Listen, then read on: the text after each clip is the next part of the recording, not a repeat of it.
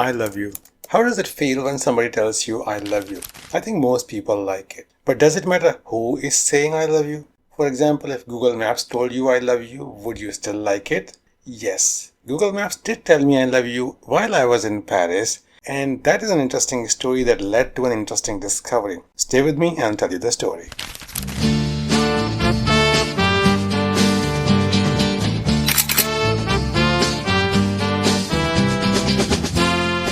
Hello again, this is Sunny and you are watching Sunny Escapades. We are talking about my trip to Paris, and this particular day, the day 5, something interesting happened. I was looking at Google Maps to do another walk because other than Montmartre, all of Paris is flat. It's a very walkable city. It's very interesting to walk there because there are so many interesting things to see. So I was looking at another walking thing today to see, okay, where can I go? New year, new day.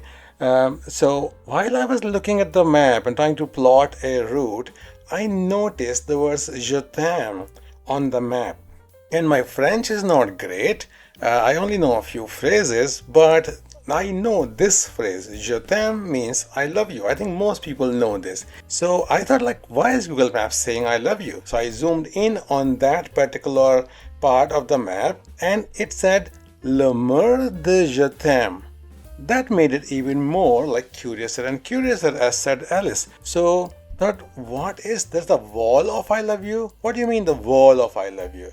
So I did some Google search and I found that there is a wall in Paris, in Montmartre area, and that has I love you written on that in hundreds of languages. Like, okay, that sounds a little bit weird thing to do. So decided, okay, my walking path now has to go, this route has to go through this wall. I have to go to see this wall first. And one of the reasons, this is the reason, this is how skeptic I am, because my mother tongue is Hindi. And in Hindi, there are 2 different ways of saying I love you. So I was thinking, probably they forgot about Hindi. Even if they wrote it in many languages, they would mostly be like European languages. They would not cover Hindi in there. And even if they did, let's see which version they picked. Because in Hindi, you can say I love you in 2 different ways based on the gender of the speaker. So I thought they would probably use one of them. Let's go which one they have used.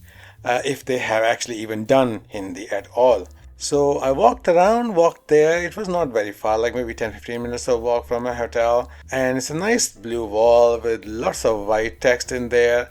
And even before I found Hindi, I was already impressed by the people who had created this, because I found Bhojpuri. Now, Bhojpuri is another Indian language. If you know anything about India, you would know that India has so many different languages. We've got about 35-36 languages. These are like major languages, and after that there are lots of dialects and regional dialects and accents and all kinds of stuff. So every few kilometers the language changes from village to village, from state to state, so much so that between north and south, North itself has several languages. Sometimes they lead to some friction as well between the states. And the south and the north has mostly Hindi.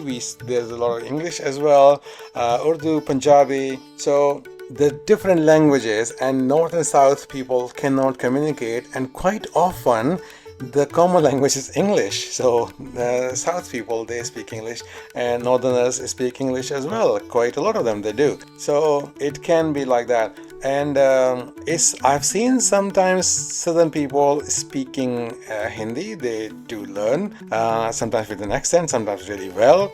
But I don't think I've ever seen any northern person speaking Malayalam or Telugu or Tamil or Kannada, because these are the major languages in south. I don't know why that is. Even I don't speak. I do like the movies from that side. Anyway, I'm forgetting where I was. So went to this wall and I saw Bhojpuri. Bhojpuri is a northern state from like Bihar, and the language there is Bhojpuri. They're like the whole Bhojpuri cinema and everything. Yeah, you might think that Bollywood is like a great thing, but there are so many different film industries in India that I think even all Indians don't know how many there are. There's Bhojpuri cinema, there's Punjabi cinema, there's the Southern Tamil, Telugu, Kannada, all different languages cinemas there. So they had Bhojpuri on that wall. I could read it a little bit. I could read it because it's kind of similar, but to Hindi you can get a little bit. And they had Gujarati, they had Punjabi, they had southern languages as well, which I could not even tell which one was which. But they had covered all of them, and then I finally found Hindi as well, and they had covered both genders there. So I was like, wow.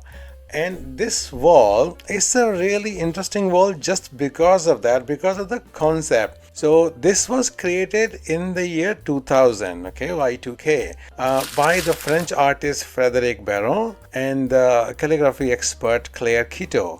And the reason was that Frederick was Frederic, I think it should be pronounced. He was inspired by this universal nature of love. It's like everybody says these things, like I love you is something that everybody likes to say, everybody likes to hear. So he started asking his neighbors and friends from around the globe to write I love you in their native language and send him. And eventually he gathered about 250 different ways to say this simple but very powerful phrase. This symbolizes unity, peace, and human connection, and it goes across all the kind of cultures and languages and countries and continents. So he created this, and it says I love you exactly 311 times in 250 languages. That's incredible, isn't it? It goes from English to Esperanto, French, Farsi. It even has like the sign language and Braille on there.